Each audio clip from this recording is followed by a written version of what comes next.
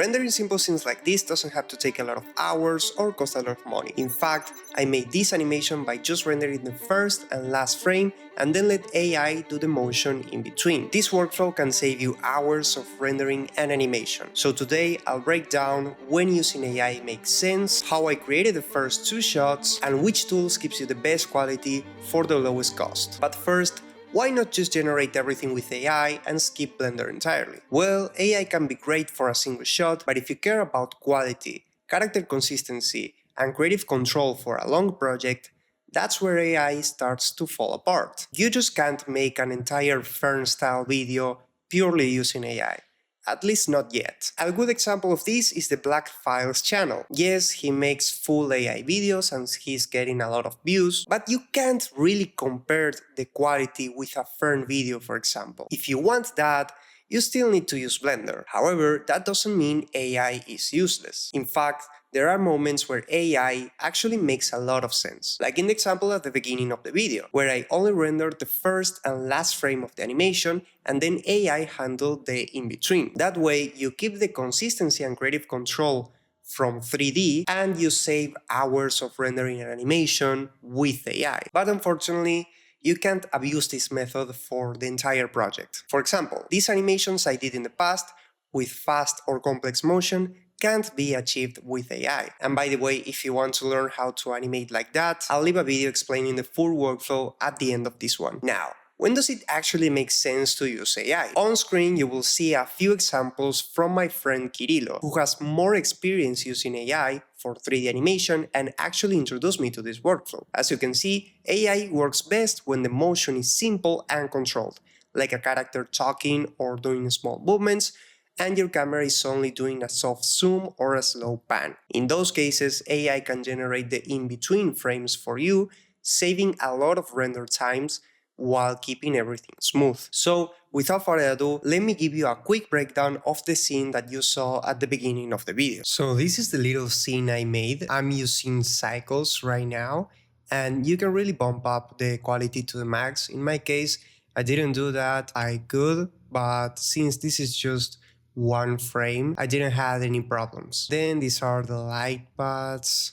I activated fast GI approximation and set it to 2, and then simplify and lower the texture limit to 4K because some of the textures were 8K, like the sand right here from this. And here in the color management settings, I have it set up to AGX and high contrast. Then I'm using an 18mm camera, as you can see here, and the end is a little bit extended because the mountains right here are really far behind. And if I set this to the normal amount, to the default amount, as you can see, the scene gets cut. So that's why I added another 0 right here. Then I have some depth of field targeting this character right here. And that's it for the camera. Then I have this plane right here with a displace modifier. As you can see, the ground is a little bit uneven. So if I go here to the modifiers, I have a displace modifier. And if I click this button, you will see that I have this texture, this procedural texture loaded, which is the clouds one. And then I also have a vertex group, which is covering this part right here. And that's because I didn't want the ground to have any unevenness here because this part is the road. And then don't care about the mask modifier. That was just because I wanted to make the scene lighter, but it's not necessary. Then I have this road that has a road texture right here, and I downloaded this from Blender Kit, which is this add-on right here. Then the mountains at the back were made with the landscape add-on, and I explained how to use the landscape add-on on a recent video about making desert environments like Fern. So if you want to learn how to use that, there's that video. Then the sky at the back is basically a picture of a sky that I downloaded from Pexels. And this is a really nice technique to get realistic skies in your renders without having to add an HDRI or having to make your own clouds or something like that. And recently I worked with Magnets Media for a 3D project, and I abused this technique a lot throughout the entire documentary, adding planes to show a sky in the background. Sometimes I even had videos because I wanted the clouds to move and all that stuff, and yeah, they looked fine. And if you want to see some breakdowns from that project, I actually uploaded a bunch of them here in my community in the exclusive tutorials section. And these are all videos where I explain certain techniques that I used for that project. And then on my channel, you have like a broad video covering the entire project, but here I go a lot more in detail. Then I also scattered some assets here on this plane. As you can see, I have a couple plants, bushes, and cactus,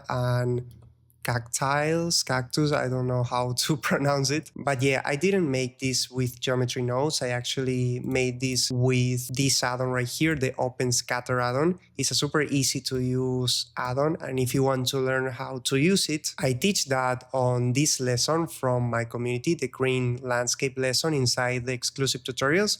As you can see, I scattered a bunch of assets here, including the grass and the trees at the back. And I made this entire scene with this add-on, which is also free. So if you want to learn how to make this scene and use the add-on and all that stuff, the link to the render room community is in the description. And honestly, if you really like the videos, this is the best way to support me. Then you also have this character made with a fern style or cipher style. It's a mix-a-mo mannequin that I dressed using MetaTailor, which is a software to dress characters in a super easy way that I highly recommend. And then I used the XP Kit add-on to make this a Rigify rig, which are these controllers right here. And that made the process of posing this character a lot easier. So if you want to learn how to make 3D mannequins with clothes for your documentaries, just like Fern, I have an entire lesson here in my community in the character creation section, mannequins with custom clothes.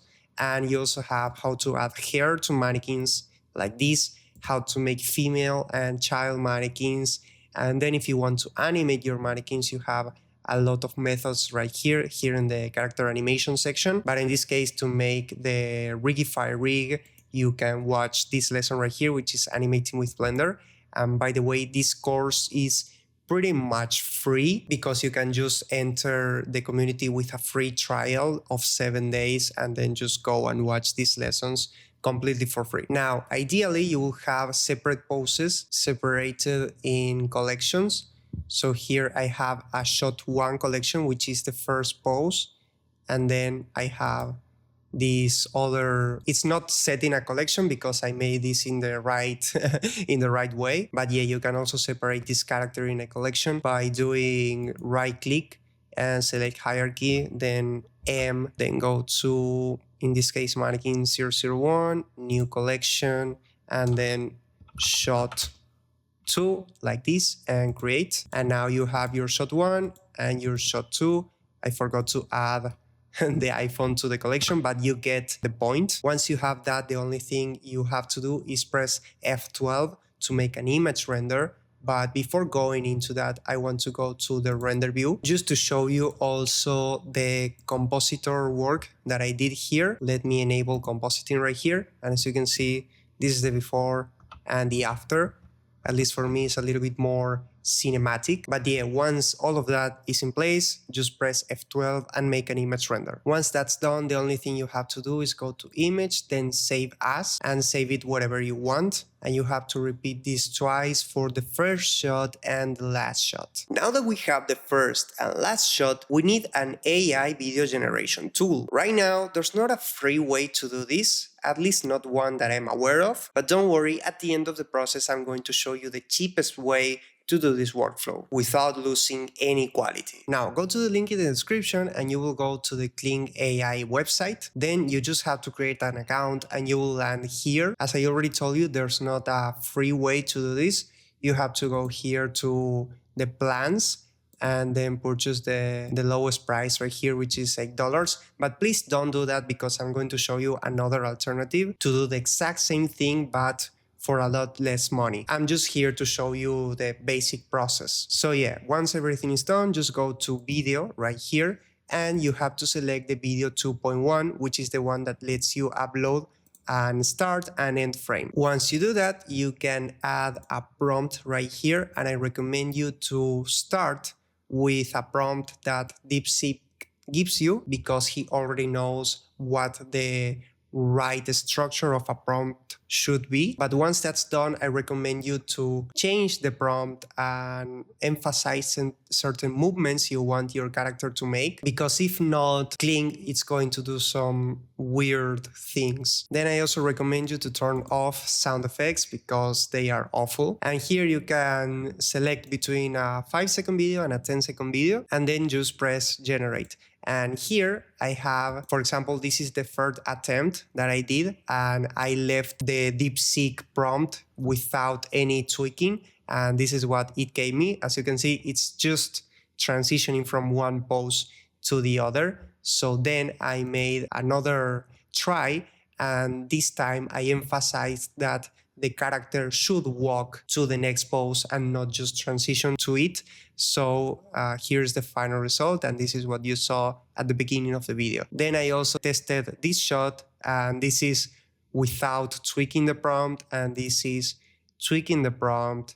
As you can see, it's better, but here the character is deforming. I think it's because it's struggling to differentiate between the car and the actual character, so that's why it's moving a little bit weird, as you can see here. But yeah, it's just a matter of experimenting and see what works and what doesn't. And now we have our final result, but we still have a major problem, which is that this AI tool only generates videos in 1080p and 24 frames per second, which is great if you want that, but if your clients ask for a 4K video with more frames per second, for example, you are cooked. And that's why you need an AI video enhancer tool. Let me show you how to use it. To upscale your video, you just have to go to the Topaz website, and I'm going to leave you a link in the description. And here you have to scroll all the way down and then go to Video Enhancer right here, and then get started for free. And after creating an account, you will land here. This is the tool that I used for the intro of the video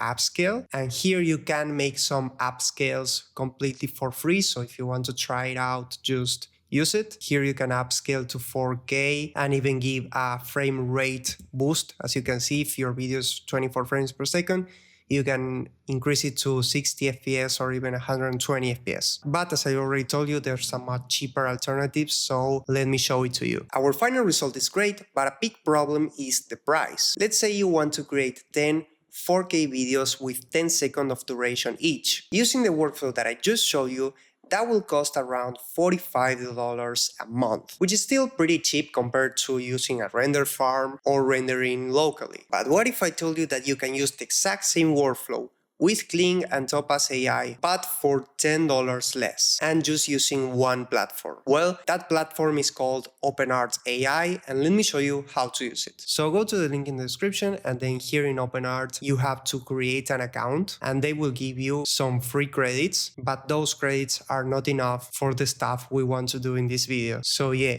in this case, you will have to upgrade to one of the plans. The lowest is this Essential for $14 a month, but I actually recommend the advanced one because in case you want to do more videos, you can add credits if you need. And this is still a lot cheaper than using Kling and Topaz separately, and you get exactly the same results. And it's everything in one platform, so yeah, that's why I'm recommending this. So here you just have to go to video and then image to video, and then this is pretty much the same as Kling.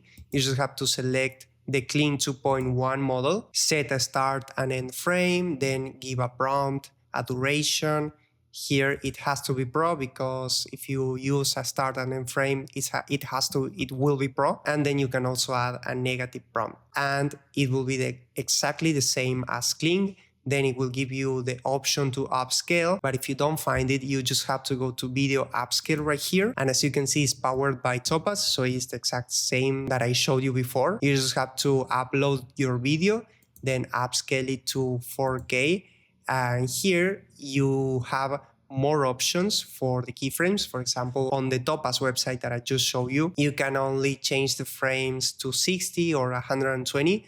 but here it gives you more flexibility and you can increase your frames to 90 or to 30 FPS, like most documentary projects. So yeah, on top of being easier and cheaper, everything is in one platform. So yeah, that's why I recommend this and you will get exactly the same result. So yeah, as you can see, AI is great for simple scenes, but if you want to master complex 3D animation and take full creative control of your scenes with Blender, watch this video next where I show you how you can come up with these types of animations for your viewers or your clients. Consider subscribing and I'll see you in the next one.